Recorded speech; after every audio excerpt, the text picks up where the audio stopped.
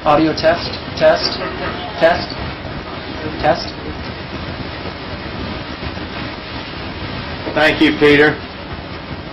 It's good to be with you. Welcome to the Department of Justice. Jody, thank you for being with me. He is my Chief of Staff, and Jody has been almost 20 years in the Department of Justice. Let me share a few thoughts. First, about the comments that I made to the committee that have been said to be incorrect and false. Let me be clear. I never had meetings with Russian operatives or Russian intermediaries about the Trump campaign. And the idea that I was part of a, quote, continuing exchange of information during the campaign between Trump surrogates and intermediaries for the Russian government is totally false. That is the question that Senator Franken asked me at the hearing, and that's what got my attention as he noted it was the first, just breaking news. And it got my attention, and that is the question I responded to. I did not respond by referring to the two meetings, one very brief after a speech, and one with two of my senior staffers, professional staffers, with the Russian ambassador in Washington, where no such things were discussed. In my reply to the question of Senator Franken was honest and correct as I understood it at the time. I appreciate that some have taken the view that this was a false comment. That is not my intent. That is not correct. I will write the Judiciary Committee soon, today or tomorrow, to explain this testimony for the record. Secondly, at my confirmation hearing, I promised that I would do this. If a specific matter arose where I believed my impartiality might reasonably be questioned, I would consult with the department ethics officials regarding the most appropriate way to proceed, close quote. That's what I told them at the confirmation hearing. I have been here just 3 weeks today. A lot has been happening in this 3-week period. I wish I'd had more of my staff on board, but we're still waiting for confirmation for them. Much has been done, much needs to be done, but I did and have done as I promised. I have met with senior officials shortly after arriving here. We evaluated the rules of ethics and recusal. I have considered the issues at stake. In fact, on Monday of this week, we set a meeting with an eye to a final decision on this question. And on Monday, we set that meeting today. So this was a day that we planned to have a final discussion about handle this. I asked for their candid and honest opinion about what I should do about investigations, certain investigations. And my staff recommended recusal. They said that since I had involvement with the campaign, I should not be involved in any campaign investigation. I have studied the rules and considered their comments and evaluation. I believe those recommendations are right and just.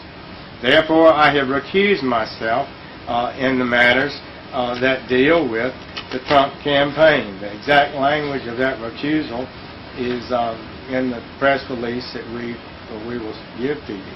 I've said this, quote, I have now decided to recuse myself from any existing or future investigations of any matter relating in any way to the campaigns for President of the United States.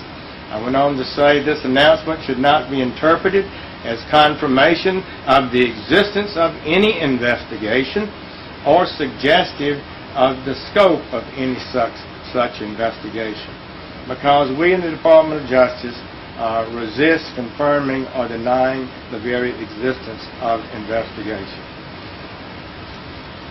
So, In the end, I have followed the right procedure, just as I promised the committee I would, just as I believe any good Attorney General should do.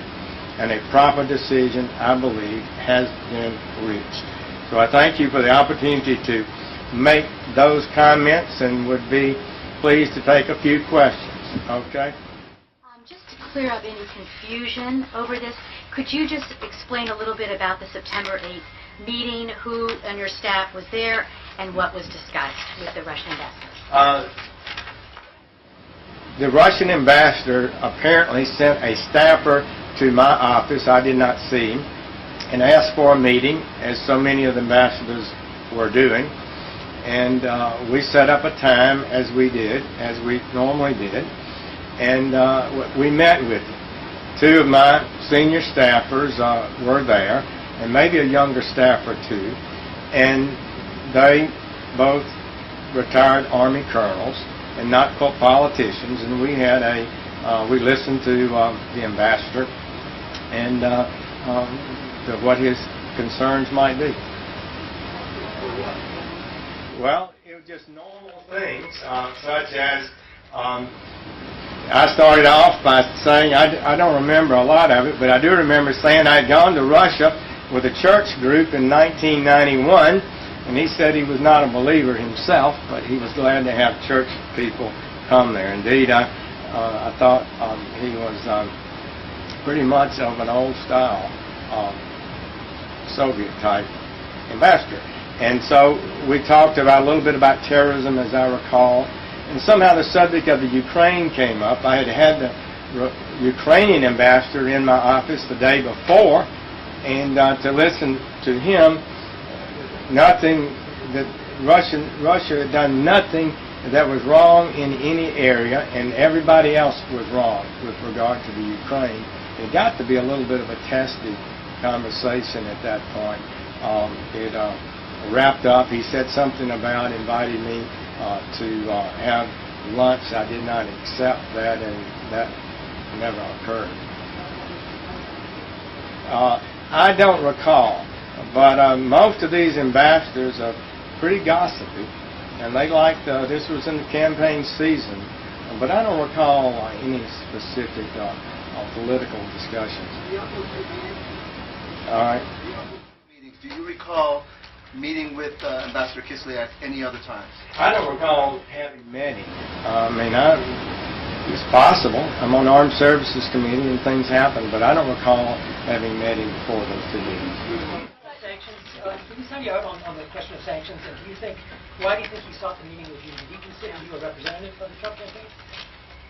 I think ambassadors are always out trying to find out things and advance their agenda.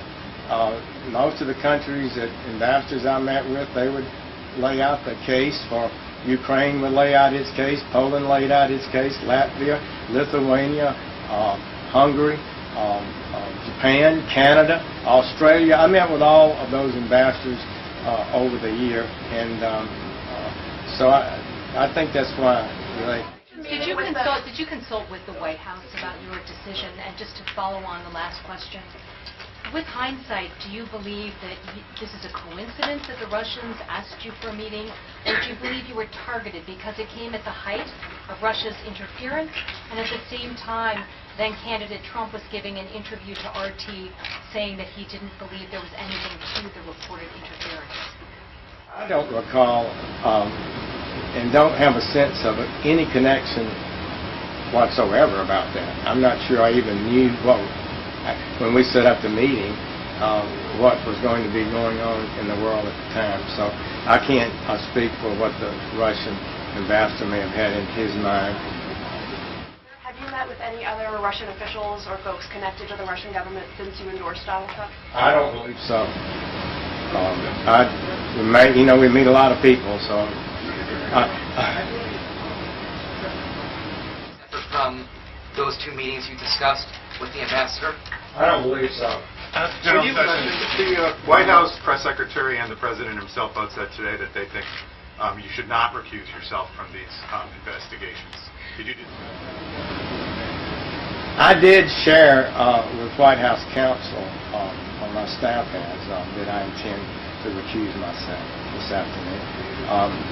But I feel like, because they don't know the rules, the ethics rules.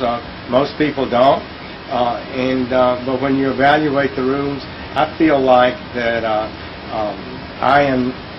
I should not be involved investigating a campaign I had a role in. One more question and we'll wrap this up. Two questions, if I may. One, you were already considering recusal before today, is that correct? And secondly, when you answered Senator Franken's question, were you just not thinking of the meeting with the Russian ambassador, or did you not consider it relevant?